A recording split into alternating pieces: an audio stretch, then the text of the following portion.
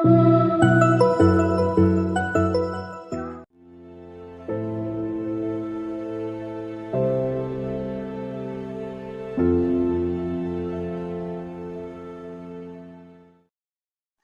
तो हम लोग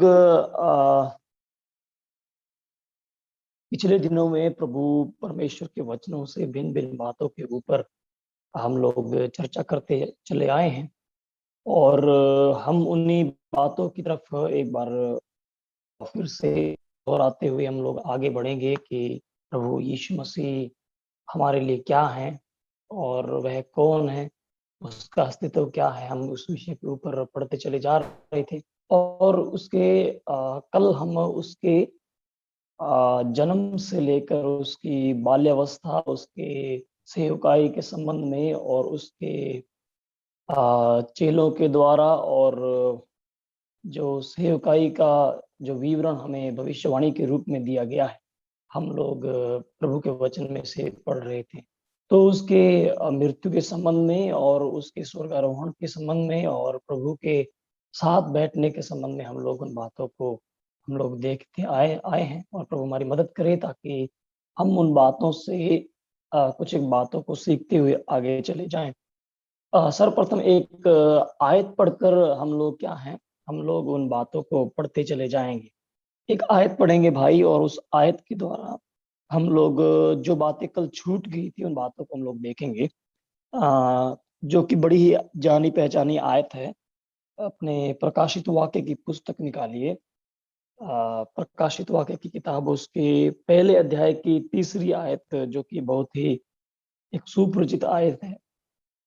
कोई भी पढ़ने में मदद करेंगे। धन्य है वह जो इस भविष्यवाणी के वचन को पढ़ता है और वह जो सुनते हैं और इसमें लिखी हुई बातों मानते हैं, क्योंकि समय निकट है। धन्यवाद।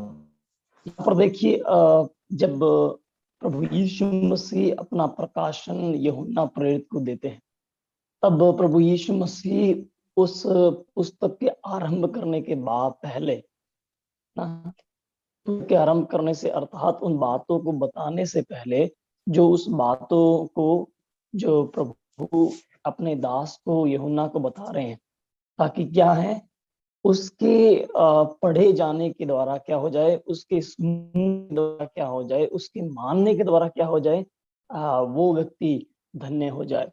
तो प्रभु क्या चाहते हैं, प्रभु चाहते हैं कि इन सब बातों को जो प्रभु ने लेखबद्ध करवाए हैं अपने संतों के द्वारा, उनके द्वारा क्या है, हम लोग उन बातों को जान पाए जो प्रभु क्या है, पूर्ण रूप से हमें स्पष्ट रीति से क्या है बताकर हमें सचेत कर दिए हैं।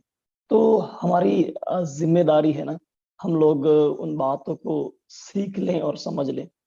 और इन बातों को भी जानना हमारे लिए बहुत जरूरी है, क्योंकि हम लोग यदि प्रभु यीशु मसीह के उस जीवन के संबंध में, जब 4 सुसमाचारों के अंदर लेखकों ने, जो प्रभु के चेले थे, उन्होंने उसके अंदर लेखबद्ध किया है, तो वहां पर हम लोग क्या देखते हैं, प्रभु इस प्रकार से बताते हैं कि उनकी आंखें रहते वो देखते नहीं है, कान रहते सुनते नहीं है।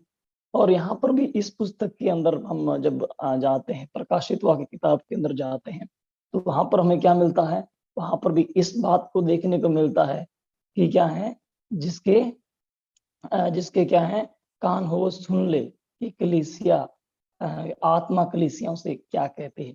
तो हम जो लोग हैं, प्रभु के ऊपर विश्वास करने वाले, हमें इन बातों को क्या है, याद रखना है। और एक बात जो आखिर के अंदर कही है, वो ये है कि क्या है, समय निकट है, समय करीब है, समय पास में आ गया है। अर्थात क्या है, समय का निकट होना, अर्थात प्रभु प्रभु का आना, या उस समय का प्रकट होना, जो किस प्रकार का समय है, जो एक विनाश का समय है और एक क्या है, एक आनंद का समय है। तो दोनों हैं किनके लिए, जो इस किताब से परे हैं और जो इस किताब की बातों को पढ़ते हैं और जो विश्वास करते हैं, उनके लिए जीवन और मृत्यु का है सामने खड़े हैं।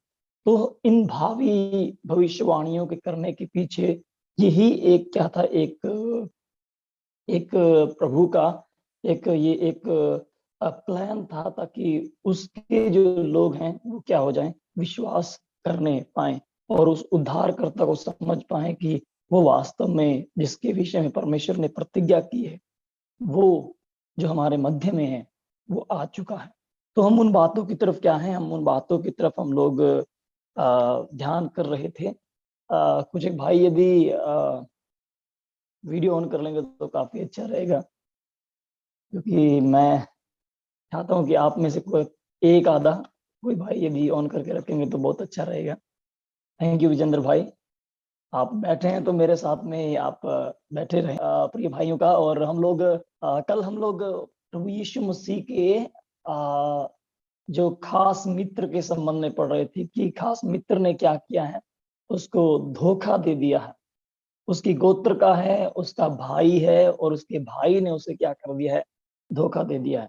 ये कुछ कुछ बात क्या है जो प्रभु को बहुत दुख दिए हैं। और फिर क्या है, फिर हम लोग और आगे जाएं तो कुछ एक बातों को हम लोग जरूर देखते हुए आगे जाएंगे। प्रभु हमारी मदद करे। और आप मेरे साथ में उस भविष्यवाणी को पढ़िए जो क्या है प्रभु यीशु मसीह के संबंध में कही गई है कि वो क्या किया जाएगा। वो जो उसका चेला है या उसका जो संगी मित्र है, वो जब उसको बेच देगा तो वो क्या करेगा, उस पैसों को फेंक देगा जो हम कल पढ़ रहे थे, और उस पैसे से क्या की जाएगी, जमीन को खरीदा जाएगा, है ना।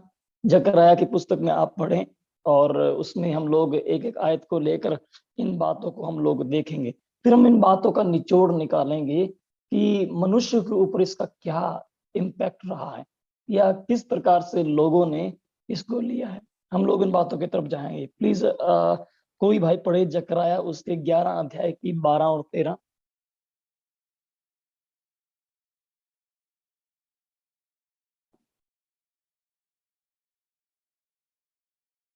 जकरयाह की किताब यदि कोई भाई को मिलता है तो आप पढ़ सकते हैं। मलाकी की किताब से पहले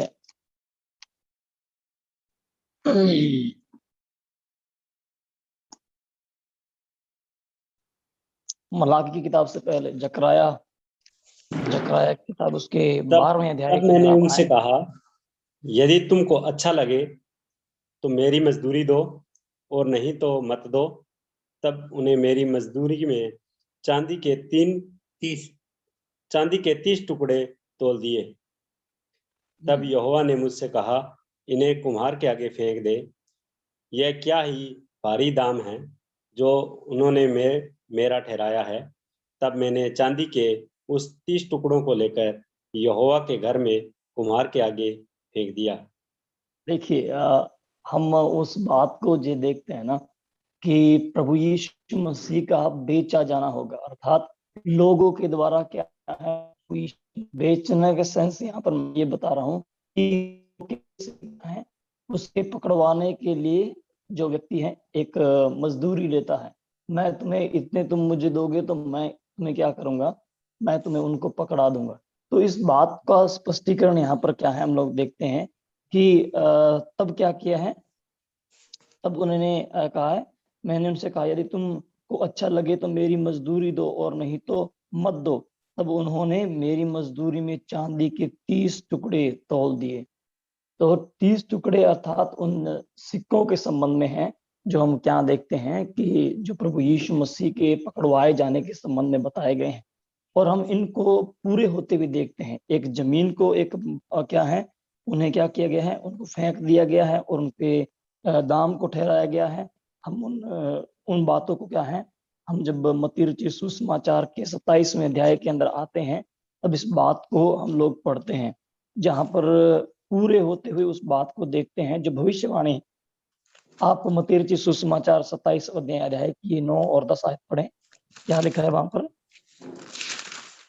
तब जो वचन यिर्मयाह भविष्यवक्ता के द्वारा कहा गया था वह पूरा हुआ। उन्होंने वह 30 सिक्के अर्थात उसे ठहराए और मूल्य को जिसे इस्राएल की संतान में से कितनों ने ठहराया था ले लिया, और जैसे प्रभु ने मुझे आज्ञा दी थी वैसे ही उन्हें कुम्हार की खेत के मूल्य में दे दिया। देखिए, यहाँ पर वो भविष्यवाणी है जो क्या है वो पूरी होती हुई आ रही है। तो यहाँ पर जब हम प्रभु यीशु मसीह के उस धोखे से पकड़वाए जाने और उनकी उस पैसे के द्वारा जमीन खरीदे जाने के संबंध में हम लोग पढ़ते हैं, हम फिर आगे जब जाते हैं तो उनके ऊपर दोष भी लगाए जाते हैं।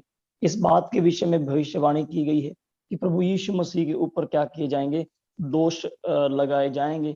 और उसको हम भजनों की किताब के अंदर यदि यहाँ आए तो 35वें अध्याय की 11 आयत में क्या है, हम उस बात को देखते हैं कि उनके ऊपर दोष लगाए गए हैं। और फिर हम क्या देखते हैं, फिर उनको क्या किया गया है, हम उसके पूरे होते हुए 14वें अध्याय मरकुस की किताब उसके 14वें अध्याय और उसकी 57 और 58 आयत को उस बात को देखते हैं कि विरोधी क्या है, उनके ऊपर दोष लगा रहे हैं और दोष लगाकर क्या है उन्हें लिए जा रहे हैं। फिर हम लोग क्या है, जब प्रभु यीशु मसीह और जब दोष लगा दिया गया है, जब उनको अपराध के अंदर ठहरा दिया गया है, तो हम क्या देखते हैं, हम देखते हैं कि उन्हें उन कुकर्मियों के साथ में अर्थात अपराधियों के साथ में उनको लटकाया जा रहा है। हम वहां पर उस बात को देखेंगे। यशायाह की किताब आप आए भाई, और उस बात को हम लोग वहां पर पढ़ेंगे। यशायाह की किताब उसके 53वें अध्याय में आप आएंगे तो वहां पर हम इस बात को पढ़ते हैं। तो यशायाह 53 अध्याय और 53वें अध्याय के अंदर उसकी 12वीं आयत में हम लोग इस बात को पढ़ते हैं। इस कारण मैंने उसे महान लोगों के संग भगा दूंगा और वह सामर्थियों के संग लूट बाट करेगा, क्योंकि उसने अपना प्राण मृत्यु के लिए उंडेल दिया। वह अपराधियों के संग गिना गया तो भी उसने बहुतों के पाप का बोझ उठा लिया और अपराधियों के लिए विनती करता है। देखिए, हम यहाँ पर एक नहीं बल्कि यहाँ पर हम दो भविष्यवाणियों को यहाँ पर हम लोग देखते हैं। लेकिन यहाँ पर क्या है, हम देखते हैं इस कारण मैं उन्हें महान लोगों के संग भाग दूंगा और वह सामर्थियों के संग लूट पाट लेगा, क्योंकि उसने अपने प्राण मृत्यु के लिए उंडेल दिया। और वो क्या किया गया है, वह अपराधियों के संग गिना गया। अपराधियों के संग अर्थात यहाँ पर प्रभु यीशु मसीह की उस आखिरी जब सजा उनको मिल जाती है तो सर्वप्रथम वो अपराधी गिने जाते हैं। क्या है अपराधी, किस बात में, परमेश्वर की निंदा करने में। इस व्यक्ति ने परमेश्वर की निंदा की है, इसने लोगों को भरमाया है, इसने पुरानी व्यवस्था को मानने में क्या किया है, लोगों को भरमाया है। तो इस प्रकार से उसके ऊपर लांछन और उसके ऊपर क्या लगते हैं, ब्लेम लगते हैं, और जिसके कारण क्या है वो अपराधी ठहराए जाते हैं। यदि बिना अपराध के कोई जब तक किसी के ऊपर कोई अपराध नहीं ठहराए जाते तब तक उसको किसी प्रकार की कोई क्या नहीं मिलती, सजा नहीं मिलती है। लेकिन यहाँ पर हम लोग देखें तो यहाँ पर उस सजा को या उस अपराध के ना करने के बावजूद भी वो अपराधी ठहराए गए हैं और उन्हें किसके संग भी लटकाया गया है, उन अपराधियों के संग। उन अपराधियों के संग क्या है, उन्हें ठहराए गए हैं। और इन बातों को हम लोग क्या देखते हैं, हम जब मत्ती सुसमाचार के अंदर आते हैं तो हम लोग देखते हैं कि वो अपराधियों के संग गिना गया है। उसमें अपराध क्या है, लोग कहते हैं कि ये अपराधी है और ये लोगों की दृष्टिकोण है, और क्या किए जाते हैं, उन अपराधियों के साथ में इनको लटकाए जाते हैं। आप यदि आएंगे मत्ती सुसमाचार उसके 27वें अध्याय के अंदर आएंगे, 27वें अध्याय में बहुत सारी बातों को पुराने नियम से क्या है हम लोग पूरी होते हुए देखते हैं। और इस चैप्टर की एक और विशेषता ये है, मत्ती सुसमाचार के अध्याय की एक और विशेषता ये है, जब यहूदी जो लोग हैं, जो रिसिपिएंट हैं, जो प्राप्त करता है, वो जब इन बातों को लिखते हैं तो ये वो लोग हैं जो मसीह के आने की बाट जोते हैं और क्या बताए गए हैं, उनको शुरू से लेकर आखिर तक उस वायदे के, उस प्रॉमिस किए हुए पुत्र के संबंध में बातों को बताते हैं, ताकि लोग जब उन बातों को पढ़े तो कम से कम उनके दिमाग में ये आए कि वास्तव में जिन्होंने उसको भेदा है वो कौन था, वो मसीह था। तो उन बातों को वो बताते हैं, और इस बात को हम क्या है, हम मत्ती रचित सुसमाचार के जब 27वें अध्याय की 38वें आयत में पढ़ते हैं, तो उस बात को क्या करते हैं मत्ती जो यहाँ पर लिखते हैं, तब उसके 38। साथ 2 डाकू, एक दाहिने और एक बाएं, क्रूस पर चढ़ाए गए। हाँ, यहाँ पर क्या है, तब उसके साथ 2 डाकू, एक दाहिने और एक बाएं, क्रूस पर चढ़ाए गए।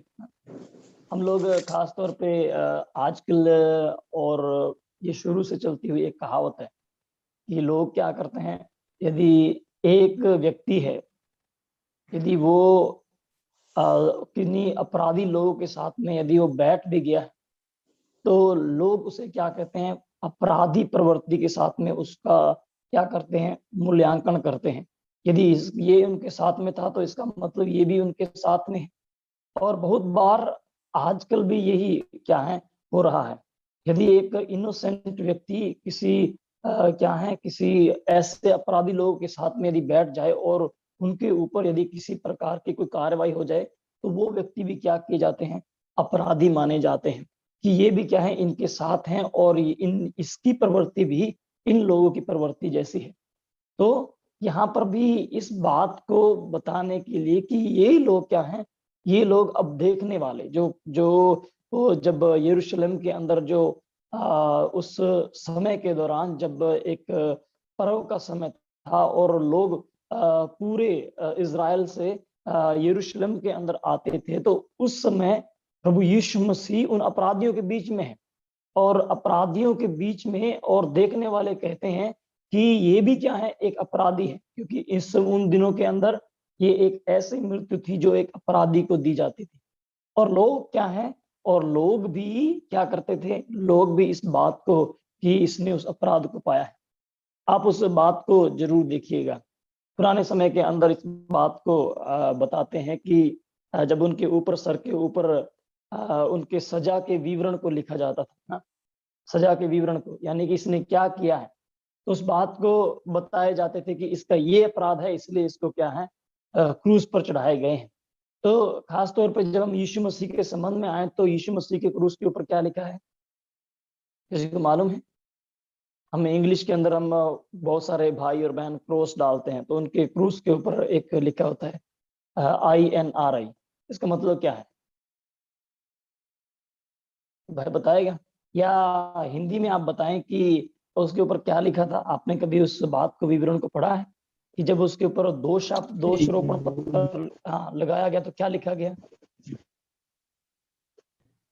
यहूदियों का राजा। हाँ, देखिए, हाँ, यहूदियों का राजा। तो ये उसका क्या है, अपराध है। लोग बता रहे हैं कि ये इसका अपराध है कि इसने अपने आप को यहूदियों के राजा के संबंध में संबोधित किया है। इसने कहा है, इसके बात का क्लेम किया है कि वो राजा है, इसलिए इसको क्या है, सजा मिल रही है। और वास्तव में क्या है, ये एक उनको स्पष्टीकरण करने के लिए था कि यहूदियों ने समय कर दिया है, क्रूस के ऊपर चढ़ा दिया है। तो यहाँ पर हम लोग देखते हैं कि लोगों ने इस बात को क्या किया, अवलोकन किया कि क्या है, ये एक अपराधी है और अपराधी प्रवृत्ति का। एक आयत और पढ़ दीजिए भाई, मरकुस रचित सुसमाचार के 15वें अध्याय के अंदर आप आएंगे तो 27 और 28 आयत को पढ़ दें। मरकुस रचित सुसमाचार और उसके 15वें अध्याय की 27 और 28। उन्होंने उसके साथ 2 डाकू, एक उसकी दाहिनी और एक उसकी बाईं ओर क्रूस पर चढ़ाए। तब पवित्र शास्त्र का वह वचन कि वह अपराधियों के संग गिना गया पूरा हुआ। हाँ, तो यहाँ पर क्या है, उन्होंने उसके साथ 2 डाकू, एक उसकी दाहिनी और बाहिनी और लटकाए, ताकि क्या हो, वह अपराधियों के संग गिना गया। उसको अपराधियों के साथ में उसका क्या है, लोगों की दृष्टि में एक अपराध को वहां पर क्या है, दिखाए गए हैं कि ये एक अपराधी है। और उस बात के संबंध में भी भविष्यवाणी की, तुम लोग क्या करोगे, तुम लोग उसे अपराधी घोषित करोगे। तो उसके अपराध के संबंध में यहाँ पर बताते हैं कि ये उसने अपराध किया है, इसलिए क्या है, वो अपराधियों के संबंध में लटकाए जाएंगे। उन्होंने अपराध को प्रभु यीशु मसीह के संबंध में बताए हैं और क्या किए गए हैं। फिर हम पढ़ते हैं उसके क्या है, उसके हाथ पांव छेदे जाएंगे। ये भी एक भविष्यवाणी यहाँ पर की गई है। और उसके संबंध में हम लोग भजन संहिता यदि 22 अध्याय उसके 16वें आयत के अंदर आए तो उस संबंध में लिखे गए हैं। और जकरयाह की किताब में आए तो उसके 12 अध्याय और उसकी 10 आयत में इस बात को लिखा है। और फिर हम इन बातों को कि मसीह जो है उसके हाथ पांव को क्या क्या भेदा जाएगा, उन बातों को हम यूहन्ना रचित सुसमाचार के अंदर जब आते हैं तो 20वीं आयत में क्या है, 20वें अध्याय की हम 25 से लेकर 27 आयत में उस विवरण को पढ़ते हैं। मैं उन बातों की तरफ नहीं जाऊंगा और क्योंकि हमारे समय की नजाकत के कारण हम लोग उन बातों को पूरा करेंगे। और फिर हम लोग क्या देखते हैं, उसी अध्याय के अंदर हम लोग इस बात को पढ़ते हैं, वो अपराधियों के संग गिना गया, उसके हाथ पांव छेदे जाएंगे, भविष्यवाणी उसके कपड़ों तक बांटा जाएगा। प्रभु यीशु मसीह के उस आखिरी दिनों के अर्थात जब क्रूस के ऊपर वो उस क्रूस की वेदना के लिए जाएगा, उसका जो उसके संबंध की जो भविष्यवाणियां हैं वो क्या है, बहुत ज्यादा रूप में दी गई हैं। एक एक हर एक बात के अंदर उसको क्या है, भविष्यवाणियों के रूप में दिया गया है ना। आप उसके ट्रायल्स के संबंध में आए, वो धोखे से पकड़वाया जाएगा, अपने लोगों के द्वारा पकड़ाया जाएगा, उसके अपने उसको छोड़ देंगे। और फिर हम क्या देखते हैं, उसको क्या है, उसका एक मूल्य लगाया जाएगा, उसको दोष लगाया जाएगा, अपराधियों के संग गिना जाएगा, हाथ पैर भेदे जाएंगे, कपड़े बांट लिए जाएंगे। ये उसके क्या है, उसके खास तौर पे आखिरी समय के अंदर, ताकि क्या है, लोग उस बात का क्या कर सकें, अवलोकन कर सके कि ये जो सब कुछ हो रहा है, हमने कहीं पर यदि पुराने नियम की किताबों के अंदर पढ़ा है तो वास्तव में जो उस मसीह के संबंध में लिखा है वो पूरा हो रहा है और हमें क्यों ना उसके ऊपर विश्वास करना चाहिए। उन बातों के संबंध में बताएं। इतना ही नहीं, और क्या है, आखिरी क्षण में उनके कपड़े बांटने के संबंध में भजन संहिता 22 उसके 18वीं आयत में लिखा है। और उसका पूरा होता हुए हम लूका रचित सुसमाचार उसके 23वें अध्याय और उसकी 35वीं आयत में देखते हैं। और फिर हम लोग क्या देखते हैं, फिर हम लोग उस संबंध में भी आते हैं कि उसकी हड्डियों को क्या है, प्रभु यीशु मसीह की हड्डियों को तोड़ा नहीं जाएगा, है ना। हम लोग इस बात के अंदर पढ़ते हैं, हम इस बात को ऊपर जरूर जाएंगे और इस बात के लिए चर्चा करेंगे। आप भजन संहिता 34 उसके 20 को पढ़ें भाई, भजन संहिता 34 उसके 20। भजन 34 उसका 20।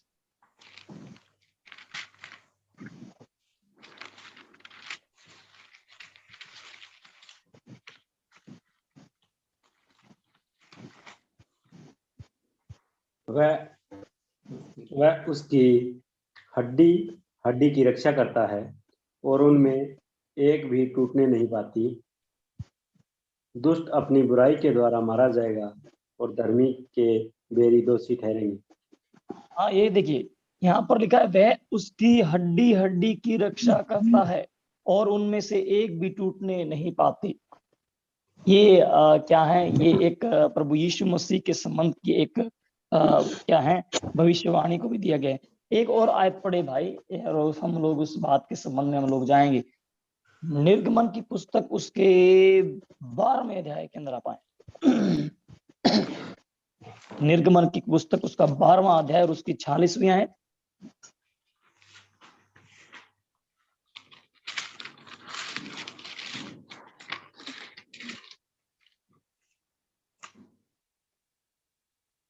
उसका खाना एक ही घर में हो, अर्थात तुम उसके मांस में से कुछ घर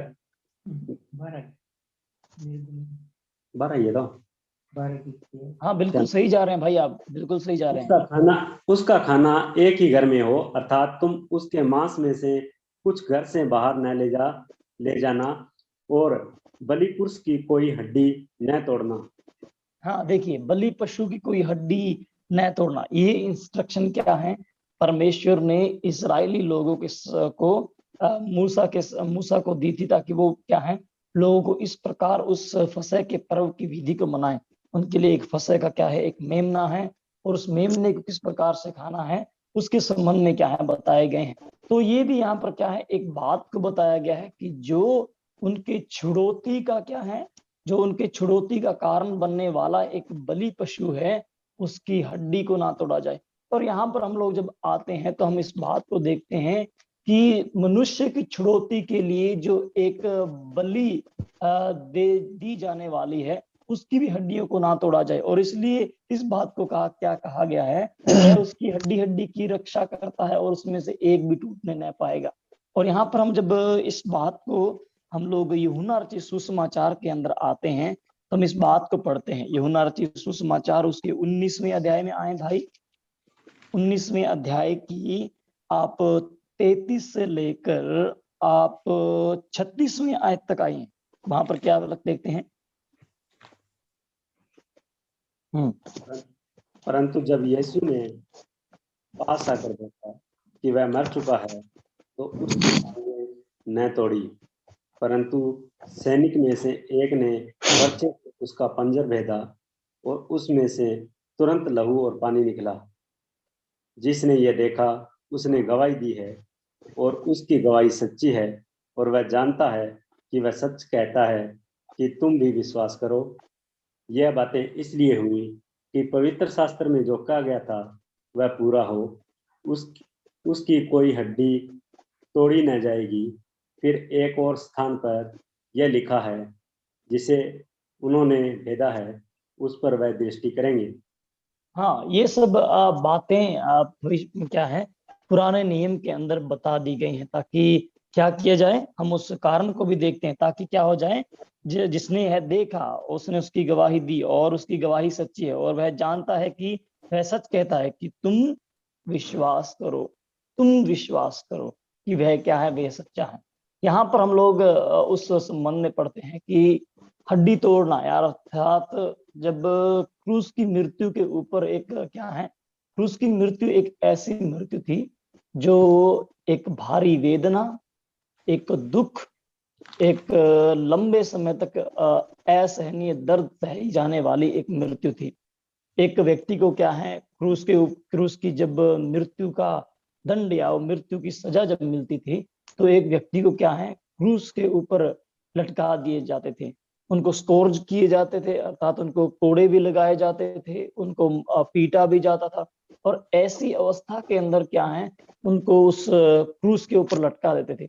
और वहां पर व्यक्ति जो भी अपराधी है वो क्या करते हैं, वह वहां पर तड़प तड़प कर क्या है, 1 या 2 दिन के अंदर या 3 दिन के अंदर क्या है, वो मर जाता था भारी वेदना के अंदर। और उसको वहां पर कुछ भी नहीं दिए जाते हैं, और यहाँ तक कि उस क्रूस पे चढ़ाए हुए व्यक्ति को क्या है, खून बहने के कारण क्या है, जो जंगली जो पक्षी हैं, ओके, वो क्या करते हैं ऊपर से, जंगली नहीं, और जो पक्षी हैं वो जो मांसाहारी पक्षी हैं वो उनको नोच भी लिया करते थे। तो इस प्रकार से क्या है, इस प्रकार की जो भारी वेदना, दुख और संकट के अंदर एक व्यक्ति क्रूस के ऊपर लटके हुए तकरीबन 3-4 दिन तक क्या है, उस सजा को वो सहता था।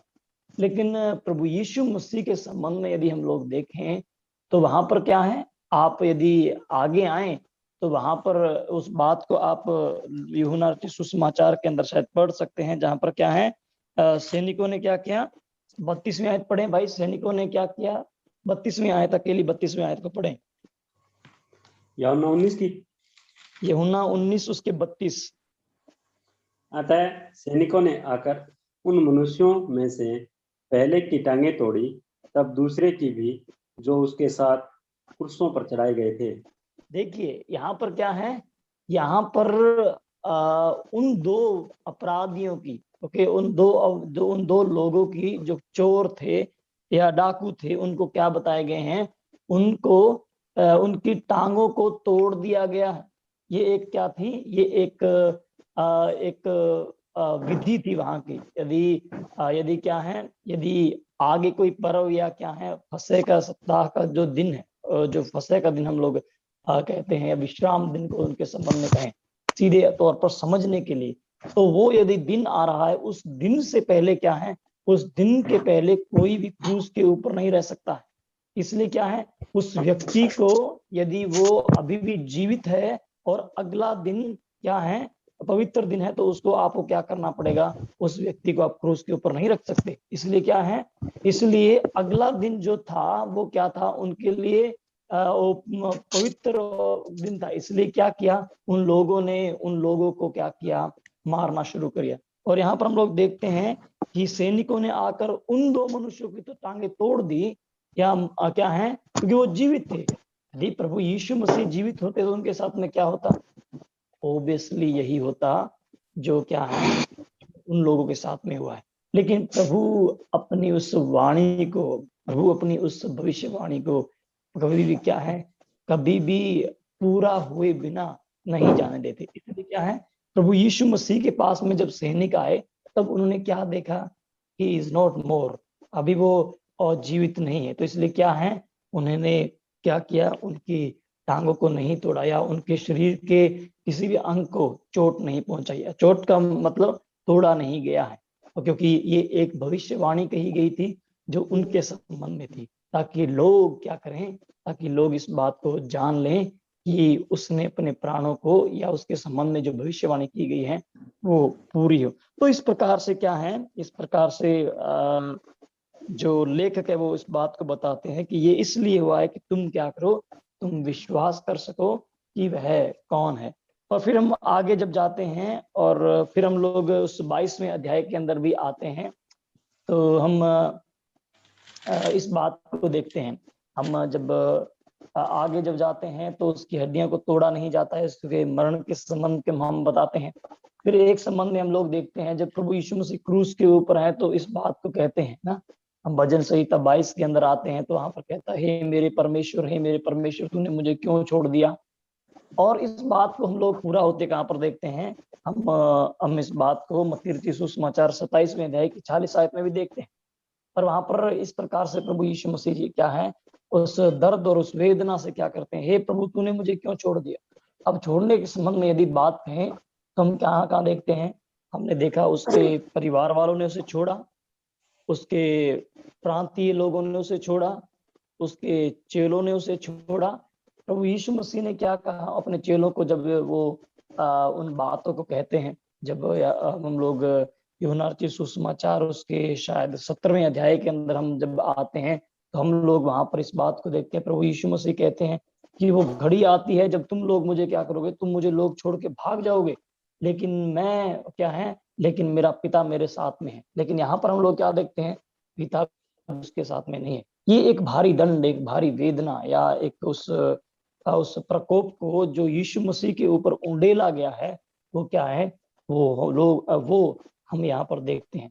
आप 53वें अध्याय के अंदर यशायाह किताब के अंदर जाते हैं तो वहां पर इस प्रकार से वहां पर लिखा है, तो भी यहोवा को यही भाया, क्या भाया, कि वो क्या है अपने प्राणों को दे, वो सबका बोझ उठाए। इसलिए क्या है, प्रभु ने उस समय उस घड़ी में अपने पुत्र को क्या किया है, अपने पुत्र को आपके लिए मेरे लिए उस क्रूस के ऊपर छोड़ दिया। इसलिए उस भारी वेदना से प्रभु यीशु मसीह कहरा उठते हैं, प्रभु इस आप कहां पर हो, वेयर आर यू, आपने मुझे क्यों छोड़ दिया। इस बात को प्रभु यीशु मसीह वहां पर कहते हुए आते हैं। तो हम लोग आगे जब जाएं तो प्रभु यीशु मसीह उस बात को क्या करते हैं, क्रूस के ऊपर उसके प्रेम को हम लोग देखते हैं। और क्या देखते हैं, वह अपने दुश्मनों के लिए प्रार्थना करता है। क्या करता है, आप यदि उसमें उस भविष्यवाणी को यदि पढ़ें तो भजन 109 के 4 के अंदर आए तो वहां पर इस बात को लिखा हुआ है कि क्या करेगा, अपने दुश्मनों के लिए क्या करेगा, प्रार्थना करेगा। मसीह के संबंध में इस बात को लिखा गया है। और वो क्या है, और उस बात को हम लूका रचित सुसमाचार 23वें अध्याय की 34वें आयत में हम लोग देखते हैं कि वो क्या कर रहा है, वो अपने लोगों के लिए क्या कर रहा है, वो प्रार्थना कर रहा है। आप उस आयत को पढ़ें भाई, भजन 109 उसके 4 को पढ़ दीजिए। भजनों की किताब के अंदर भजन 109 के अंदर आप आएंगे और उसके 4 को आप पढ़ देंगे। मेरे प्रेम के बदले में मेरा विरोध करते हैं, परंतु मैं तो प्रार्थना में लवलीन रहता हूँ। हाँ देखिए यहाँ पर क्या बताए हैं, वे मेरे प्रेम के बदले में वे मेरा विरोध करते हैं, परंतु मैं तो प्रार्थना में लवलीन रहता हूँ। यहाँ पर हम यदि इस दृष्टिकोण से भजनकार दाऊद की दृष्टिकोण से देखें तो हमें इस प्रकार लगता है, जब दाऊद अपने जीवन के अंदर समस्याओं से घिरा है तब वो इस प्रकार की बातों को बोलते हैं। लेकिन ये कहाँ है, ये उस भविष्यवाणी की तरफ भी ध्यान करता है जब उन्होंने अपराध किए हैं, प्रभु यीशु मसीह उनके लिए प्रार्थना करते हैं। आप उस आयत को भी पढ़ें जहां पर प्रभु यीशु मसीह ने इस कार्य को करते हुए हम लोग देखते हैं, जो हमें क्या है, हमें उस भविष्यवाणी के रूप में मिलती है। लूका 23:34, लूका 23:34। तब यीशु ने कहा, हे पिता, इन्हें क्षमा कर, क्योंकि ये नहीं जानते कि क्या कर रहे हैं। और उन्होंने चिट्ठियां डालकर उसके कपड़े बांट लिए।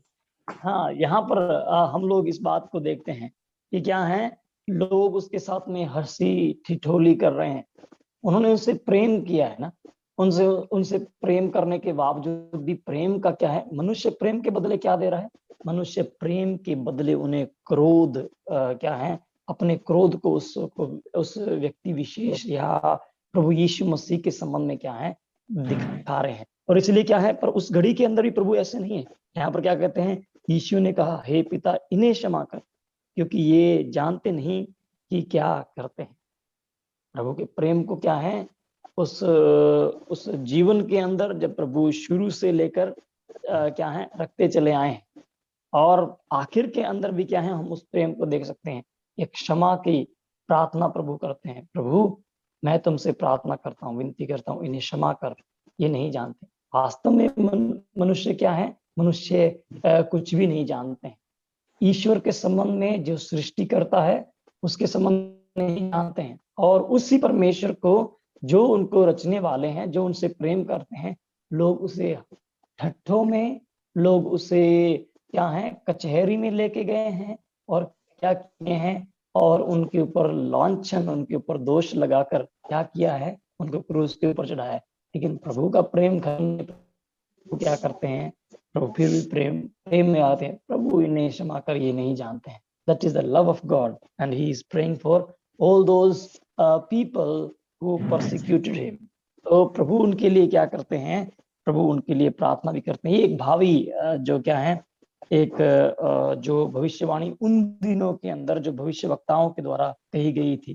फिर हम लोग आते हैं तो हम लोग जकरयाह किताब के अंदर सिपाहियों के द्वारा भेजे जाने के संबंध में हम लोग देखते हैं, और उस बात को हम इसी पुस्तक के अंदर पूरा होते हुए देखते हैं। फिर हम लोग आगे जब जाते हैं तो यीशु मसीह वहां पर क्या है, अभी यीशु मसीह उस क्रूस के ऊपर लटकाए गए हैं।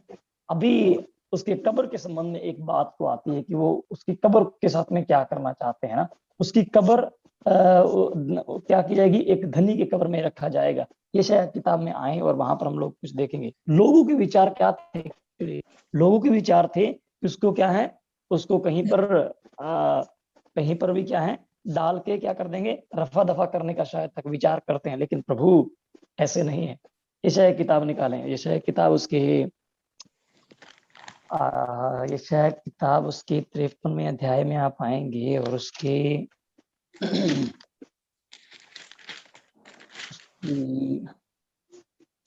9 आयत पढ़ें।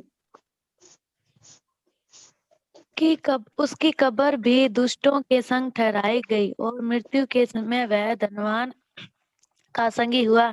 यद्यपि उसने किसी प्रकार का उपद्रव न किया था, तो उसके मुंह से कभी छल की बात नहीं निकलती थी।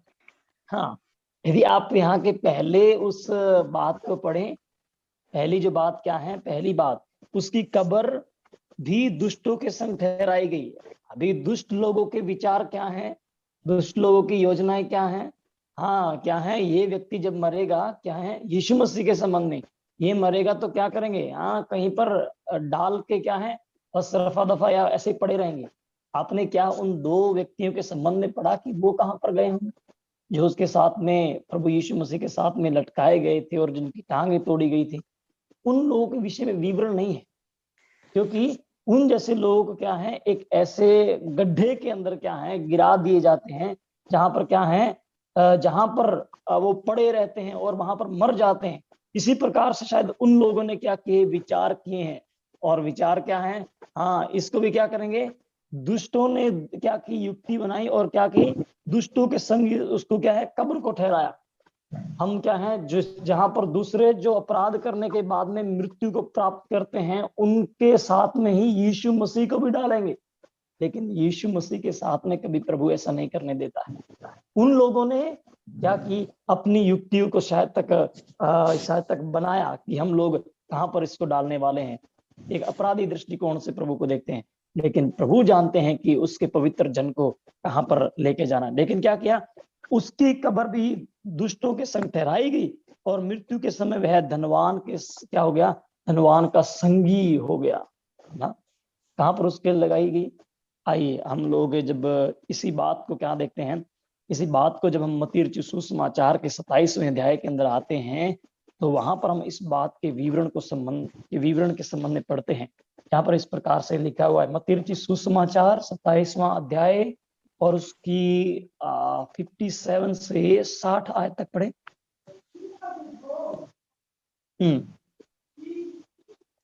जब सांझ हुई तो यूसुफ नामक अरिमतिया एक धनी मनुष्य जो आप ही यीशु का चेला था आया। उसने पिलातुस के पास जाकर यीशु का शव मांगा। इस पर पिलातुस ने देने की आज्ञा दी। यीशु का शव लिया, उसे उज्जवल चादर में लपेटा और उसे अपनी नई कब्र में रखा जो उसे चट्टान में खुदवाई थी, और कब्र के द्वार पर बड़ा पत्थर लुढ़काकर चला गया। हाँ देखिए, ये एक व्यक्ति बहुत धनी व्यक्ति है। इस यूसुफ के जो अरमतिया के संबंध में आप पढ़े तो ये एक बहुत धनी व्यक्ति है। और ये क्या चाहता है, इसने अपने क्या है, अपने मरने से पहले उसने एक कब्र को क्या है, एक रखा है। और पुराने नियम के अंदर बहुत बार ऐसे लोग थे जो अपने मृत्यु के क्या है, अपने मृत्यु के बाद में उसको कहां पर डाले जाएंगे, रखे जाएंगे, इसके प्रति बहुत चिंतित थे। तो इसलिए वो पहले एक जगह खरीद कर वहां पर क्या है, अपने स्थान को वो रख लेते थे। तो इसी प्रकार से इस धनी व्यक्ति ने क्या किया, अपने लिए एक क्या किया, अपने लिए एक उस कब्र को क्या किया, उसने खुदवाया कि जब मेरा मृत्यु हो तो मुझे क्या किया जाए, यहाँ पर रखा जाए। ये तो उसकी क्या थी, ये उसकी योजना थी। लेकिन अभी हम लोग देखते हैं प्रभु की योजना। देखिए प्रभु क्या है, तब जब सांझ हुई तो क्या हुआ, उसने यीशु का शव आकर मांगा और क्या है, उसे आज्ञा दी गई है। उन लोगों का विचार क्या है, ये आम अपराधियों की तरह एक व्यक्ति है, वहां पर हम इसको डालेंगे। लेकिन प्रभु की योजना, उसके शव को क्या है, दुष्टों के संग प्रभु ने नहीं ठहराए हैं और कहां पर रखा गया है, कब्र में रखा गया है। तो ये प्रभु की क्या है, प्रभु की योजना अपने पवित्र जन को कभी भी इस प्रकार से दुष्टों के संग नहीं जाने देते हैं। फिर वो क्या पढ़ते हैं, एक बहुत ही जो प्रभु यीशु मसीह के संबंध में, जब मृत्यु के बाद में जी उठने के संबंध में पढ़ते हैं कि वह मुर्दों में से क्या किया जाएगा, मुर्दों में से उठा लिया जाएगा। भजन 16 के अंदर हम इस बात को पढ़ते हैं, भजन 49 के अंदर इस बात को पढ़ते हैं। कृपया करके आप उस भजनों की पुस्तक के अंदर आकर भजन 16 पहले निकालें और भजन 16 की आप 10 आयत को पढ़ें। क्या लिखा है वहां पर, क्योंकि तू मेरे प्राण को अधोलोक में न छोड़ेगा, न अपने पवित्र भक्त को सड़ने देगा। हाँ अभी निकालिए, अभी आप आ जाइए भजनों की पुस्तक के अंदर और उसके 49वें अध्याय में, 49वें अध्याय की आप पढ़ दीजिए 15वीं आयत। परंतु परमेश्वर मेरे प्राण को अधोलोक के वंश से छुड़ा लेगा, क्योंकि वही मुझे ग्रहण कर अपनाएगा। हाँ यहाँ देखिए प्रभु क्या है, प्रभु उसे मुर्दों में से जिलाएंगे। मनुष्य जब क्या है, मनुष्य जब उस अधोलोक अर्थात मिट्टी के अंदर चला जाता है तो उसकी हड्डियां गल जाती हैं और वह क्या हो जाता है, वह सड़ जाता है, वह गल जाता है। और क्या है, यीशु मसीह के संबंध में जब ये बात आई तो यीशु मसीह के उसी समय जो देह को क्या है, जी उठने के संबंध में यहाँ पर बताए गए हैं। और क्या कहते हैं कि तू अपने पवित्र जन को कभी क्या नहीं करने देगा, तू सड़ने नहीं देगा। ये परमेश्वर के संबंध में है। यदि परमेश्वर प्रभु यीशु मसीह को सड़ने नहीं देगा तो जो उसके लोग हैं वो भी क्या हैं, वो कभी भी सड़ने नहीं पाएंगे या मरने नहीं पाएंगे। क्यों?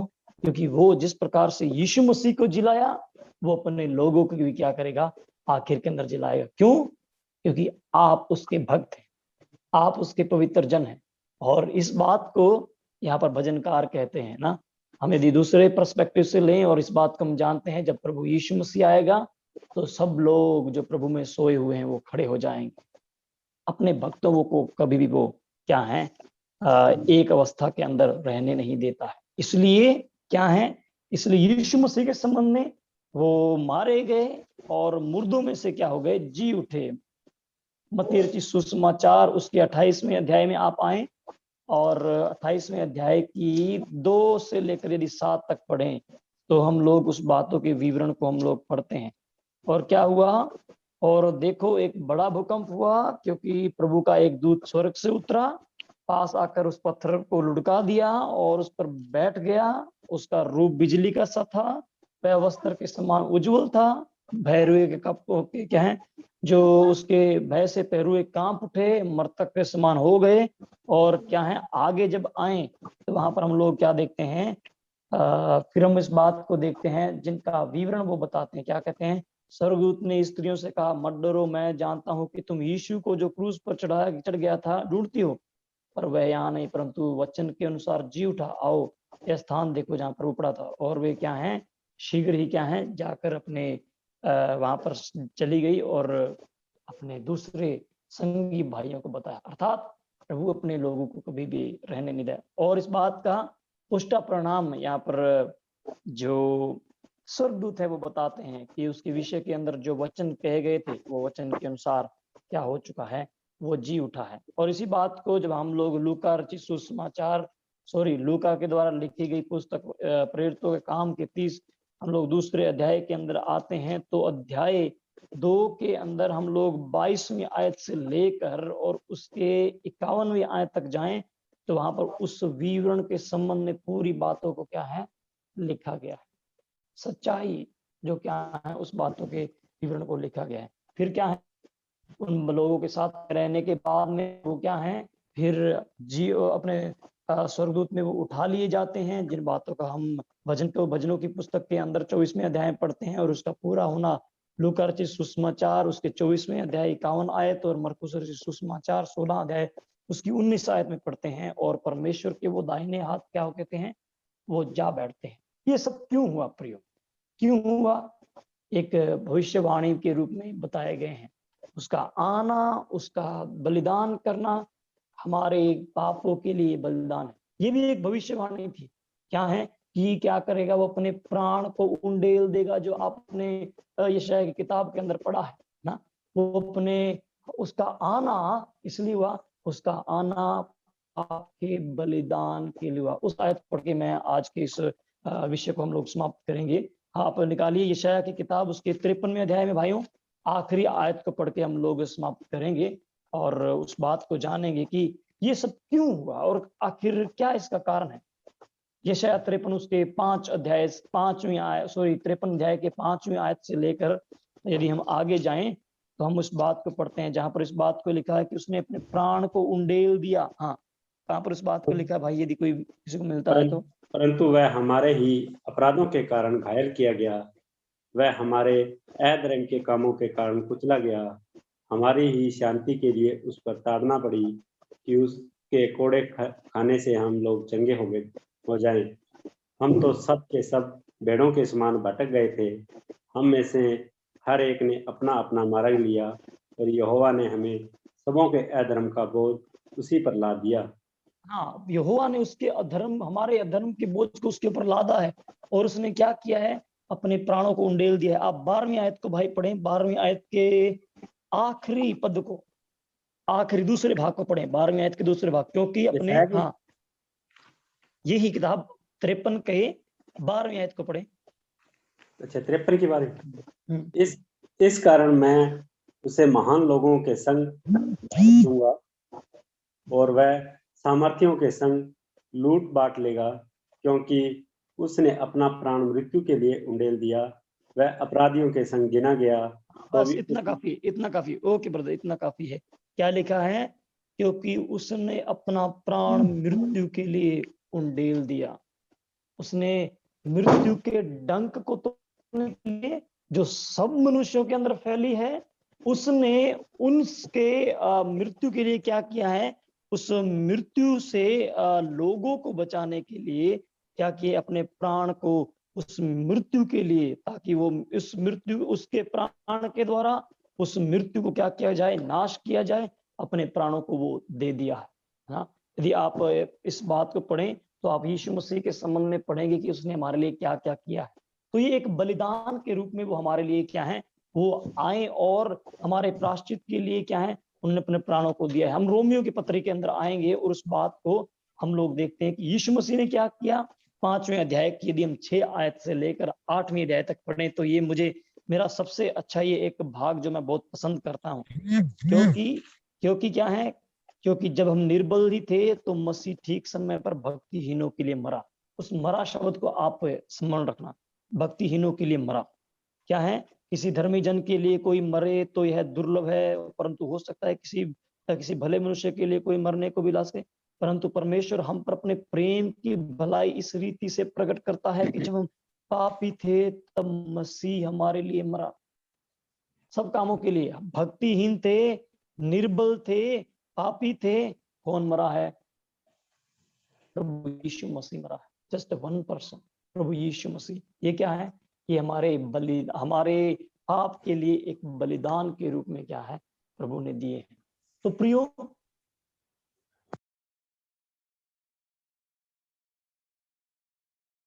ब्रदर आप म्यूट हो गए ब्रदर।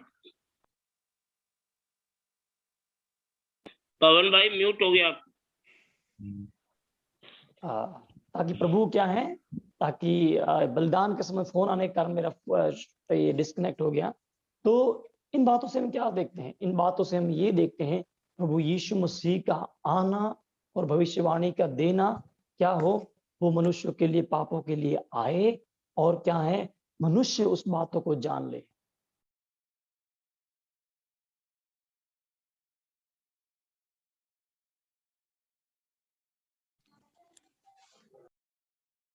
बल्कि शुरू से लेकर आखिरी तक आप यदि आएंगे, बाइबल की भविष्यवाणियां बहुत सी पूरी हो चुकी हैं और बहुत सी भविष्यवाणियां अभी भी बाकी हैं। मतलब क्या है? जिस परमेश्वर ने उस भविष्यवाणियों को पूरा किया है, वो आगे भी आने वाली भविष्यवाणियों को पूरा करेगा। हमारे संबंध की भविष्यवाणियां और इस जगत के संबंध में भविष्यवाणियां, उन सबों का होना निश्चित है। तो हम क्या है? हम बड़े हियाव के साथ उस परमेश्वर के सम्मुख आए, क्योंकि जिस परमेश्वर ने क्या किया है? अपने पुत्र को हमारे लिए दिया है, वो उन बातों को भी पूरा करने जा रहा है आने वाले समय के अंदर। तो प्रभु हमारी मदद करे, सहायता करे, ताकि हम अपने विश्वास के अंदर और दृढ़ होकर प्रभु के नाम की महिमा और स्तुति करने पाए। परमेश्वर के नाम की महिमा और स्तुति हो सबको। जय मसीह की।